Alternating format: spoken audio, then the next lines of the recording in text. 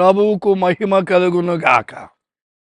దేవాది దేవుని కృపను బట్టి ఈ దినాన్ని ప్రభు మనకిచ్చాడు. ఈ దినం ఎస్తేరు 4:10 యూదులకు సహాయము, విడుదలయు మరి ఒక దిక్కు నుండి వచ్చును. Deliverance arrive the juice from another place.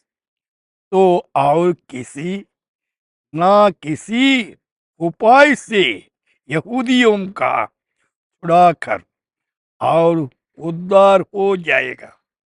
అవును, యూదులకు దేవుడు ప్రత్యేకమైన కృప ఏ జనమునకు నేను ఇలాగ చేసి ఉండలేదు అన్నాడు.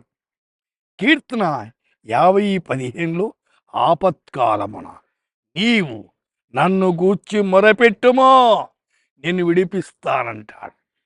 ఆపద వచ్చినప్పుడు ప్రభు పాదాల దగ్గర పడండి, ప్రార్థించండి. ఏ ఆపద వచ్చిందో చెప్పు, ఆయన ఆదుకునేవాడు.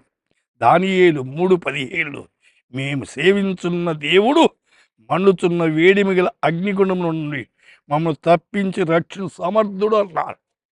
అయితే దేవుని పరాయి దేశంలో ఉన్న దేవుని పిల్లలు ధైర్యంగా జీవించారు. యోవేలు 2:32 ఆ దినమున యెహోవా నామమును బట్టి ఆయనకు ప్రార్థన చేయువారందరికీ ప్రార్థించండి, ప్రార్థన మానద్దు. ఎటువంటి క్లిష్ట పరిస్థితులు వచ్చినా ప్రార్థనలో కనిపెట్టి విజయాన్ని సంపాదించండి. రోమా 7:24 అయ్యో నేనెంత దౌర్భాగ్యుడను, ఇట్టి మరణమునకు లోను శరీరం నన్ను ఎవడు విడిపించను? విడిపించేవాడు మన దేవుడు. సోదరి సోదరుడా, నీవు ఎటువంటి పరిస్థితిలో ఉన్నా ప్రభు పాదాల దగ్గర నీ సమస్యని ప్రభు చెప్పు, వినేవాడు, సహాయం చేసేవాడు, ఆదుకునేవాడు.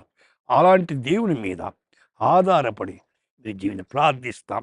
ప్రభువా, మా శ్రోతలు మీద మీ హస్తం ఉంచి మీరు కనికరించి కృప చూపించి నడిపించమని, ఆదరించి బలపరచమని యేసు నామమున ప్రార్థిస్తున్నాము తండ్రి.